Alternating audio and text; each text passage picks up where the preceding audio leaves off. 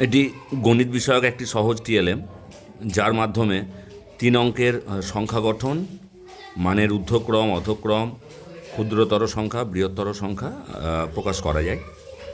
আমি 3টি যে কোনো সংখ্যা লিখলাম, যেমন 7, 4, 5। এই 3টে সংখ্যা দিয়ে আমি 3 অঙ্কের কী কী সংখ্যা গঠন করতে পারি, তাদের মানের ঊর্ধ্বক্রম, অধক্রম আর ক্ষুদ্রতর সংখ্যা, বৃহত্তম সংখ্যা চিহ্নিত করব। যে কোনো একটি সংখ্যাকে আমি স্থানীয় মানে বিশ্লেষণ করব, 4, 7 বা 5 যে কোনো একটিকে। আমি 7কেই করছি। তাহলে 7-এর স্থানীয় মান যখন 700, 7-এর স্থানীয় মান যখন 70, আর 7-এর স্থানীয় মান যখন 7। 7-এর স্থানীয় মান যখন 700, তখন আমি শতকের ঘরে 7 লিখলাম, বাকি থাকলো 4, 5।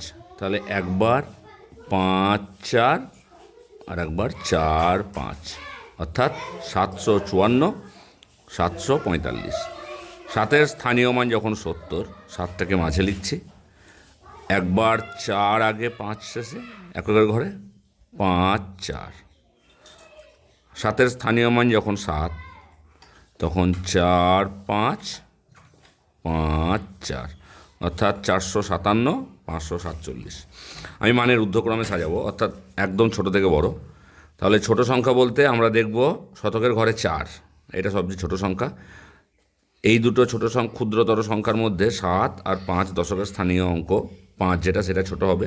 তাহলে 457, তারপরে হবে 475, পরবর্তী পর্যায়ে 5, দুটোর মধ্যে ছোট হচ্ছে 547, 547, 574, এরপরে হচ্ছে দুটো 7, তাহলে 745, 754। মানের অধক্রম ঠিক একই রকম, বড় থেকে ছোট। তাহলে বড়টা হবে 7-এর ঘর, যেটা শতকের ঘরে 745, 754-র মধ্যে 754টা বড়, তারপরে 745, অর্থাৎ এর বিপরীত দিকটা 574, 57। ক্ষুদ্রতর সংখ্যা, ক্ষুদ্রতর সংখ্যা হলো 457, বৃহত্তর সংখ্যা হলো 754।